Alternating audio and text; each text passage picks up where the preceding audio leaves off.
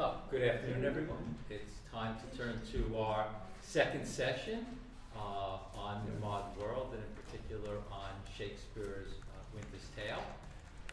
Our first speaker this afternoon is Susie Boniadi, who is currently a sophomore at Roosevelt, but when she wrote her paper on the Winter's Tale, was a freshman. And Susie is majoring in political science and is interested in social justice themes, and may one day take more philosophy courses. We're surely hoping. And the title. Are you noticing a theme? There is a theme. I don't mind being a beggar when it comes to good students, because it only helps me, my classes, and my other students.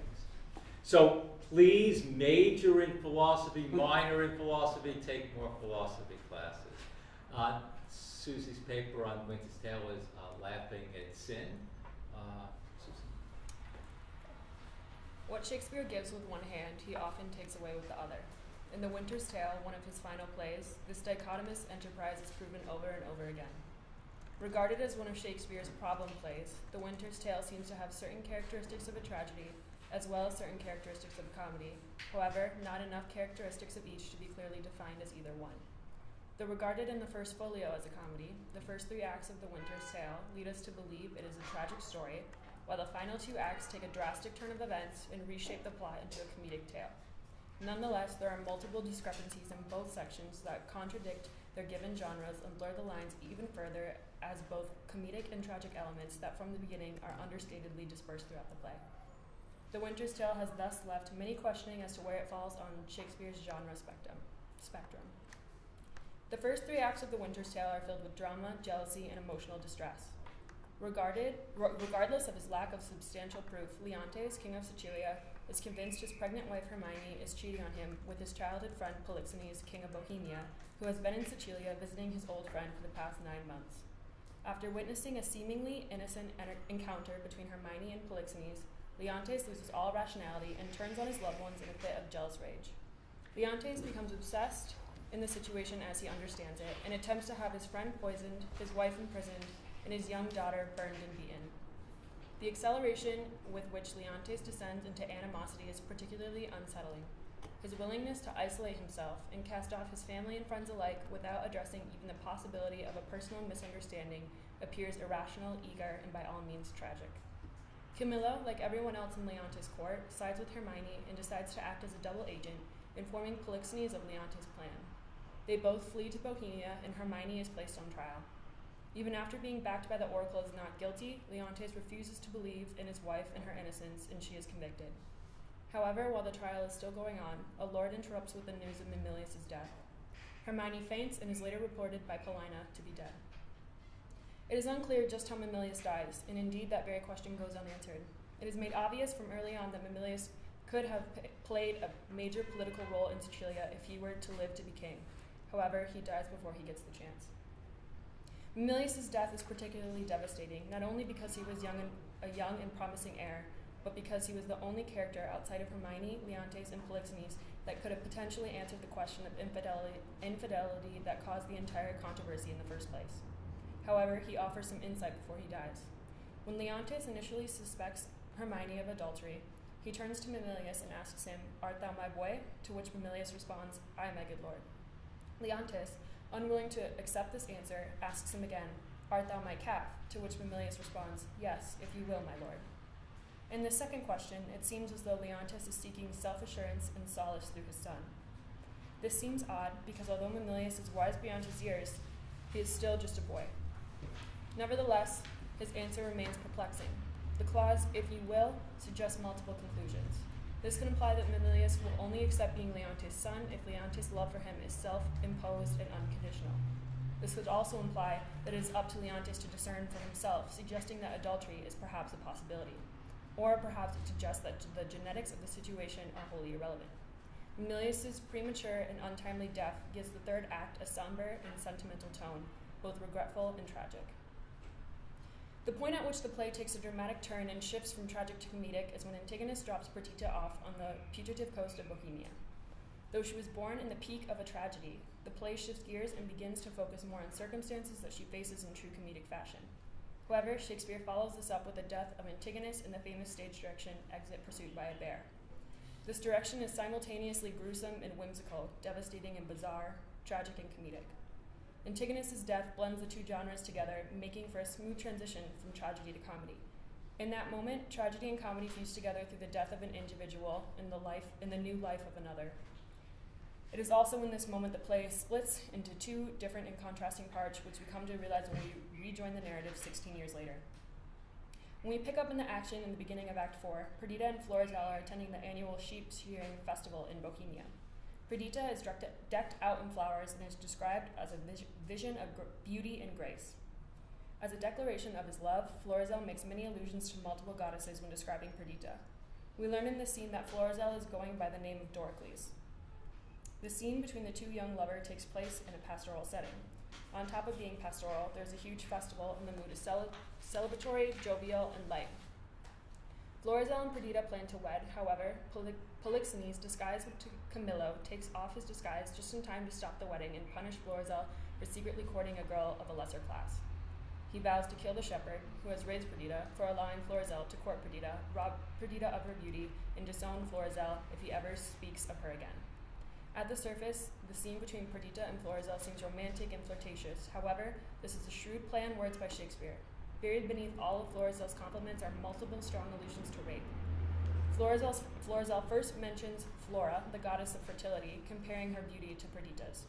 Then he mentions Proserpina, daughter of Circe, who is abducted by Pluto and taken into his underworld kingdom.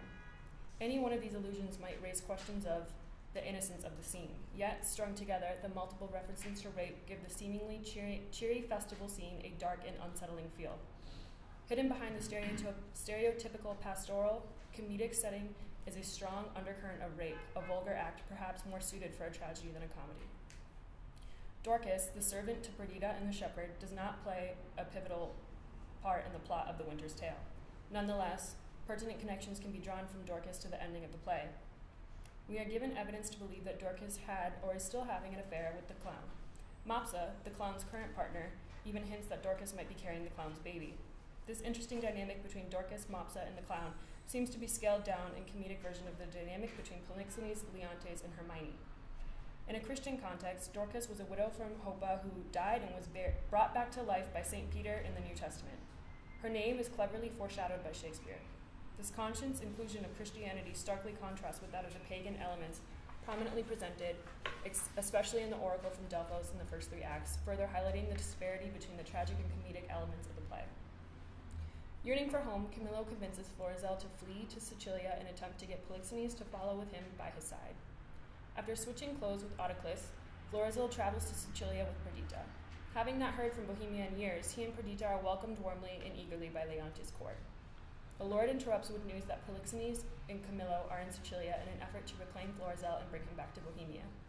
Leontes, shocked by the news of Polixenes' return, goes to meet with his former friend, bringing both Perdita and Florizel with him. Polixenes, Leontes, Florizel, Perdita, Camillo, Autoclus, and the shepherd are all reunited in the home of Paulina, where she reveals she has something to show them. Paulina unveils a detailed and lifelike statue of Hermione 16 years after death. Leontes is stricken with emotion and grief for his late wife and wishes to touch the statue. Paulina, though hesitant for fear of being accused as bewitched, makes the statue come to life. Hermione descends from her podium where she poses as a statue. She is reunited with Perdita and reconciles with Leontes. Though never confirmed, we are led to believe that Perdita and Florizel are to wed or to be wed. Paulina and Camillo are also joined together as a couple by Leontes. The multiple intertwining plots of the play all come together and reunify the characters as a family for a seemingly happy and lighthearted ending specific to that of a comedy. Though it is not unreasonable to think that Hermione would rejoice when reuniting with Perdita, it is her lack of anger that is slightly puzzling. She has been locked away in hiding, separated from her children for 16 years for something that could have been completely avoided. It is also puzzling how no one addresses Mamilius in his death. Mamilius' story throughout the play is easily the most tragic of them all. By the end of the play, he is not honored or even acknowledged and seems to be simply forgotten. Though the ending seems to work out comedically for the characters who are still present, they seem to forget that two people over the course of the play, Mamilius and Antigonus, have died. This blend of death and building of community makes the overall genre of the play hard to discern. Shakespeare's blending of the two genres perhaps gives insight on his opinion of a greater message. The Winter's Tale has strong elements of religion sprinkled throughout all 5 acts. The play is set in a seemingly pagan society. The characters make countless references to the gods, astrological forces, and divine powers, most obviously with Apollo's oracle in Act 3. However, at its core, the essence of the play is overwhelmingly Christian. Starting with the concept of original sin, temptation, and infidelity, followed by the unjust death of a son, followed by resurrection, forgiveness, and repentance, the play itself is structured similarly to the New Testament. However, this clash of ideology is not to show which religion is dominant or more moral over the other. In Christianity, all people are sinners and must seek forgiveness by God to repent. By Act 5 of the play, it seems as though Leontes is truly shameful and self-aware, a long way from where he was in the beginning. He must seek the grace of God, perhaps through the reconciliation of the graceful Perdita, that he believes it will be possible. However, no amount of repentance can undo what he has done to his son, his court, or Sicilia. This perhaps is a reminder that regardless of one's search for religious acceptance and repentance, while forgiveness is possible, forgetting one's sins often is not. The play also stresses that time heals all wounds, and in this case quite literally by the chorus time, bridging the gap between tragedy and comedy. It is only after Leontes displays himself as genuine, actively seeking forgiveness, and is truly interested in redemption, qualities originally sought after him by Mamilius, that he can be condemned by some greater power. For Leontes, all of these things take time. The characters in The Winter's Tale get into the most trouble when they assume the role of attempting to control each other's fate. Antigonus tampers with Perdita's fate by trying to save her life. Leontes not only goes against, but outright rejects the oracle. Both Antigonus and Leontes feel the wrath when they assume too much power over the lives of others and refuse to respect the divine. This play provides both a warning and a reminder that no matter how powerful we become as mortals, we are still just that, and perhaps there's a more powerful voice rendering our fate. The audience never figures out for certain whether or not Perdita was the child of Leontes or Polixenes. We also never quite figure out Hermione's motives behind the scheme or Paulina's role in the play overall. That being said, we can classify the play as overall as both genres or a tragicomedy. Shakespeare's later plays have often been similar to that of The Winter's Tale, in that they share qualities of both a tragedy and comedy and are often classified as tragic comedies or romances. However, categorization of the play overall seems insignificant. The Winter's Tale should be looked upon as not a tragedy or a comedy, but rather a work in and of itself, not confined to a particular genre. By offering both qualities of tragedy and comedy, the insight of the play offers on religion, forgiveness, time, and family far surpasses its ability to make audiences laugh and cry.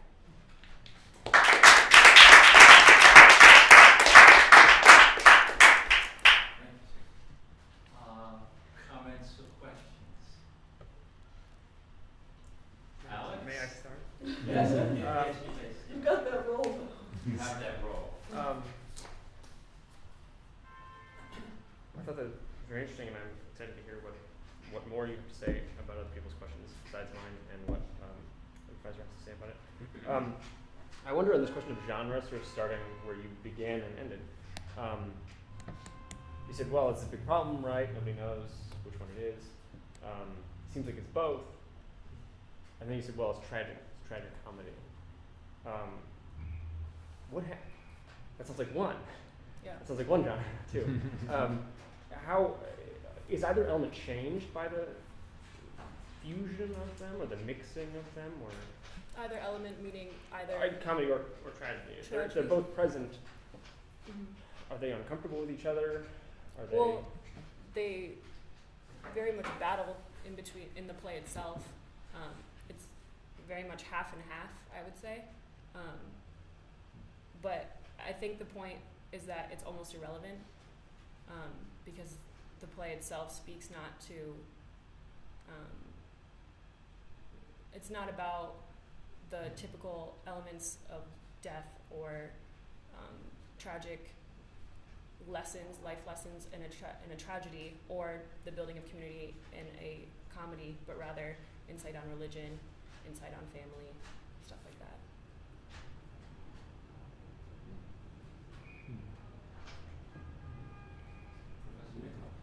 Your title is Laughing at Sin? Yeah, I'm still not very happy with it. I wanted to show kind of the dichotomous relationship, happy, you know, laughing. The sin is the serious part. Yes. That was the question. Yeah. But it means. Well, it means that you seem to take it as fact that there is something like sin and redemption, or the Shakespeare thought that there is something like that.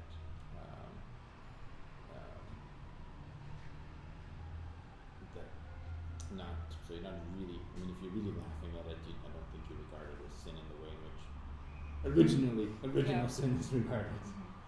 That's something. I think might be a reference. I mean, there's something in Nietzsche. You have to laugh at everything to understand the gay science.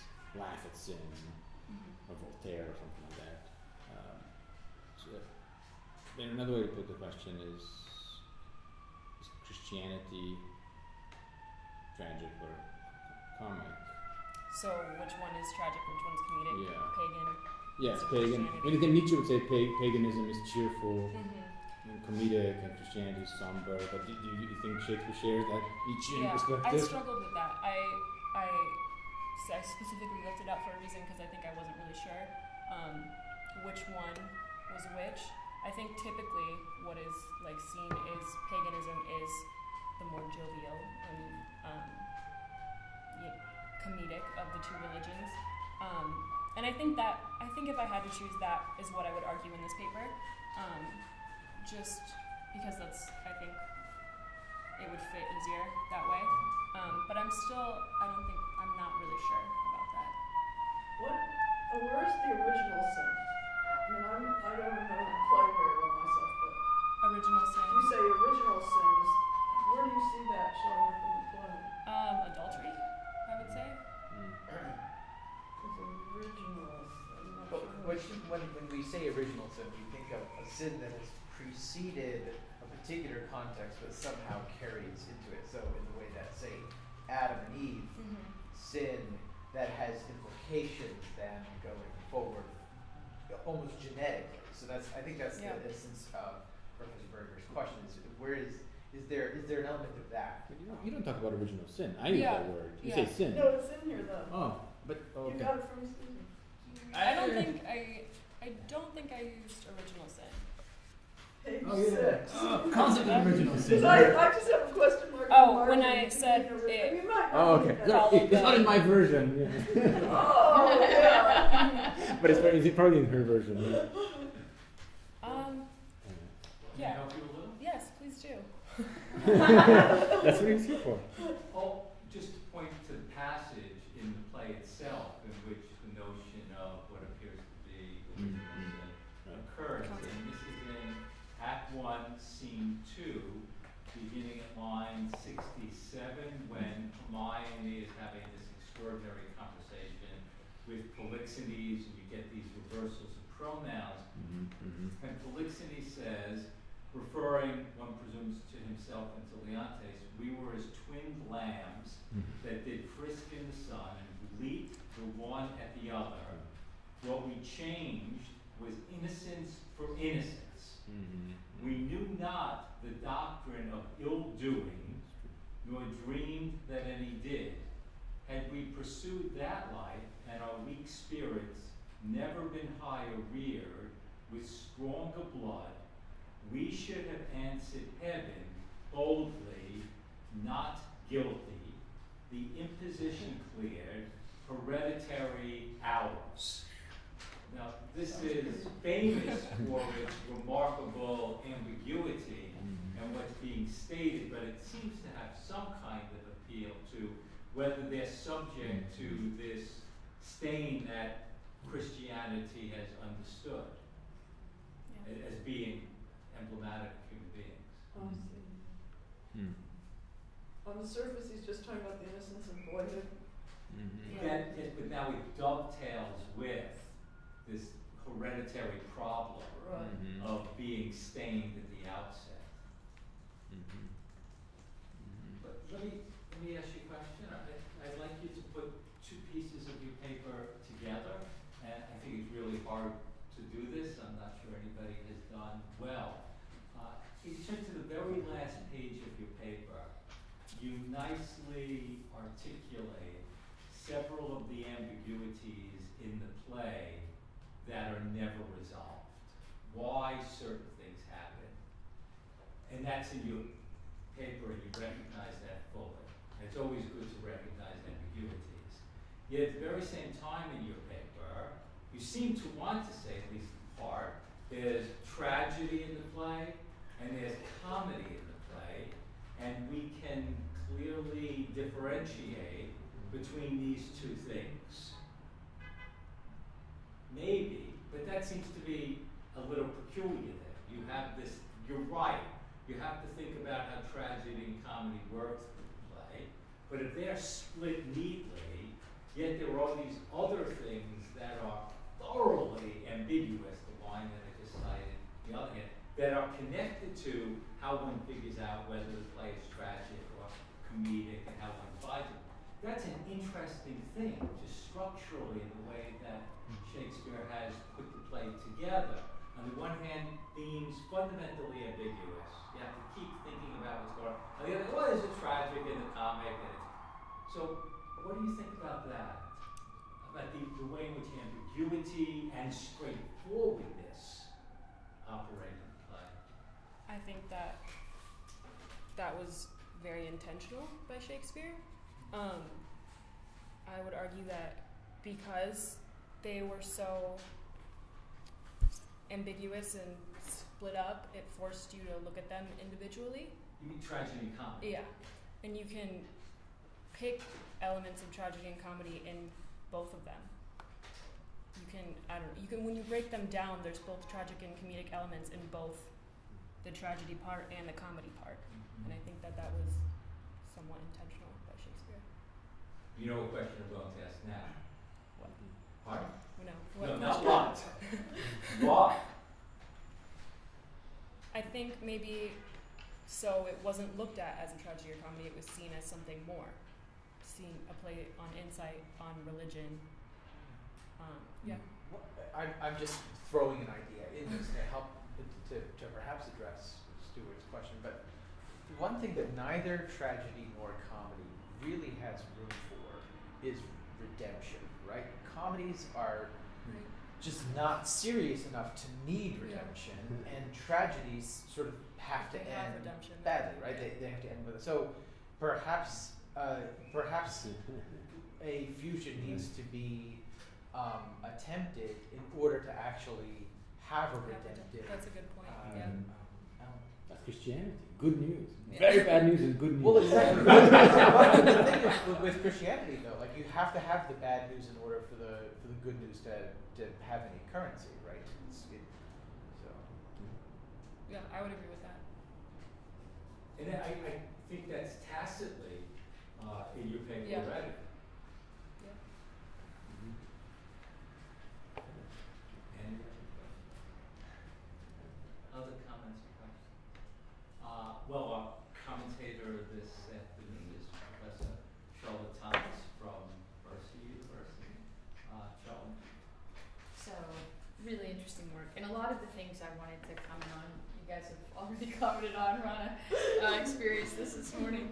But let me try to frame it this way, and just ask a few questions, and then maybe I'll come back and we can talk about it some more. So it seems like one thing that might be at stake in classifying the play as a tragedy or a comedy, or finding some new category, tragic comedy, to try to avoid that choice, that dilemma, is to think what kind of, if there's an overarching ethic to the whole play, because it appears in the first half that the Apollo at Delphi is the authoritative word, and that doesn't change. So one could argue that sort of ethic of the first half of the play persists, and everything else is a sort of a playing out of that ethic. But the first half looks very tragic, and so to say that, so this is a question more than it's a statement, but to say that the ethic of the first play persists, but that perhaps it ceases to be a tragedy, is curious, one might say. On the other hand, you could say that It's the ethic of the second half, this sort of, maybe not redemption in a grand sense, but this possibility of reconciliation and community that you've associated with comedy a few times, that's possible, and that's really the ethic that allows human beings to come together in community and not be subject to this world where appearances and reality are divorced in a way that leaves our situation hopeless, right? That the appearances and reality can match up, we can be in community, we can share things. That's the ethic of the play, and that we need to read it back into the first half to see what's wrong with Leontes. But again, if that's the case, then one wonders why they come back to Sicilia at the very end. Why come back? So somebody just follow that up with a couple of questions.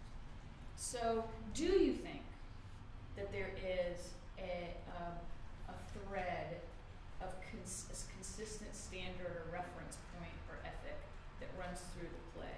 Or do you think that when we have the radical shift in tone and in location, that we also have a shift in sort of standards against which we're going to judge human conduct? And if not, why not? If so, why so? What do you think? Yeah, it's hard. Well, do you think it changed? Do you think this is not as hard? I mean, it is hard, but maybe it's not as hard as I just made it sound. Do you think people are held to different standards at the beginning or the end, or do you think there's a standard that persists? Well, I think the standard changes because Leontes clearly had a change of heart. He changed his mind and all was forgiven. So I think that in that sense there was some sort of shift, but I think the overall ethic of the play was somewhat continuous. Although I'm not sure I could pinpoint it down to just one. Yeah. Mm-hmm. One thing that's really interesting is that nobody is sympathetic with Leontes at the beginning. It always makes me wonder about Leontes. Not a single person says, you're a wise and thoughtful man. Perhaps I should take your suspicion seriously. Everybody says, come on, you gotta be kidding. Now you could just attribute that to Hermione's virtue, but it does seem like you might also attribute some sort of criticism to Leontes. So maybe the standard has been there. Are we given any evidence early in the play that we should be more sympathetic with Leontes? Well, there was the 9 months coincidence. Polixenes had been in Sicilia for 9 months, and Hermione was 9 months pregnant. That's pretty good. But that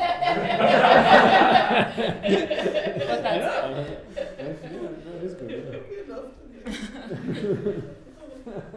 And there's this it's not the beginning of the play, but lengthy discussion of bastardry that dominates Act 4. How does that come up? Flowers. Flowers, that's, I suppose that's the simplest thing. It becomes Act 4 becomes pastoral, and Polixenes and Camillo go there to try to bring Florizel in, to try to separate them. And then Perdita, the young girl, who's born Hermione and Polixenes, have this conversation about whether you should have these floral shoots, these basket plants, or not. And he's in favor of bastardry, and she's opposed to bastardry. Another thing that I think is related, but maybe not obviously, that I wanted to mention and ask you about is, as you mentioned on page 3, we have the famous stage direction, exit pursued by a bear. It's great. But what struck me in your paper, and I don't think I've thought about this before, is the possibility that stage direction is actually very serious and careful in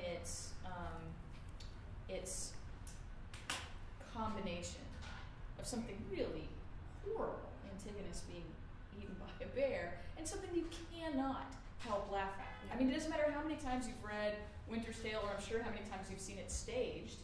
The bear comes, you gotta laugh, right? It's horrible and it's impossible for it not to be taken comedically. So I wonder how serious or important do you see that stage direction? It just seems like a curveball question. But your paper made me think that stage direction was something really serious and intentional and important. I think that it was, yeah. I mean, because, like you said, it's somewhat hilarious, but it is very, very gruesome. And when you think about it, I think that was very, very specifically included by Shakespeare, because that is the transition point in which the play shifts, where Perdita story begins and the Sicilia and drama with all that kind of ends. So, nicely done. It's good stuff. Can I interrupt for 1 second? Mm. On this, this is the way good conversation goes. You let to think of things you never thought about before. I wonder if it's not so much when following this moment of the bad that the Perdita series begin, because we're still in Act 3. But just in looking, it's the first time that the old shepherd appears. And so the old shepherd, when he appears, then you have the young child that he winds up discovering. So I've never thought about this before, but it never stops me in class. So what I wonder if, in some way, we're supposed to think about Leontes on the one hand and the old shepherd on the other hand. Both of them are men. Both of them have children. In both cases, there are questions of legitimacy. And both of them, this is weird, oddly numerological, both of them immediately invoke the notion of 33, of 10, when one might wear breeches in the case of Leontes, and 23 years after that. And those are the very first words from the shepherd. I would there be no age between 10, and 3 and 20. So they're the two characters who invoke the very same numbers. The old shepherd has, in a certain way, this illegitimate child, maybe illegitimate in Sicilia, raising as illegitimate. He doesn't have legitimacy over this child, pretending it's his own. So I wonder if in some ways those things go together. A way of trying to figure into the play the prominence of the shepherd. Yeah. I've never thought of that before either, but that, I think, yeah. And many commentators on the play brought in the fact that the theme of Christianity is legitimacy or adultery, or who's the father of the baby Mary, No, not yet. Not yet. and a jealous God who's. No. It seems very not knowing anything about this, it seems very tempting. So I mean, Professor. Christianity is a story about who's the father of this baby, not the husband of the mother. Right. That would complicate matters because since a little, because you have Leontes, who is the jealous father, Right. and so maybe somehow it's paganism on the one, but this maybe gets to our other papers, maybe Anna's paper. There's it's not just maybe paganism and Christianity, but maybe paganism on the one hand and the two testaments on the other hand are somehow held up next to each other. And to my mind, this is the most, quote, pagan aspect of Christianity. It's sort of like a Greek myth, right? A god mates with a female woman. Zeus's golden shower. Yeah. It's a sort of mythological sounding aspect of the Christian story. Shall we do have more? The only other thing I wanted, and it is on this point, is because I thought another part that you really brought together in a wonderful way was this sort of the two love triangles and bringing them together. So on page 4, you talk about Dorcas, Mopsa, and the clown mirroring and acting as a foil for Leontes and Polixenes and Hermione. The other, again, this is it because of the way the play is structured. It suggests questions about bringing these elements together, pagan and Christian. Again, whether this, for me, whether there's an overarching ethic or one of the others, they're simultaneous. So I wonder what you think we learn from this parallel that you brought up. How does the Dorcas Mopsa clown love triangle and the way that they seem to handle it, how does that reflect on Leontes, Hermione, and Polixenes, you think? I looked at it as Dorcas, Mopsa, and the clown as like a caricature of the love triangle between Leontes, Polixenes, and Hermione, and almost like a reminder that it really wasn't that serious. That they were making a bigger deal out of it than it should have been, and it was. And that's kind of how I So it doesn't matter whose Yeah. child Perdita is, except that she might be marrying her brother. Yeah.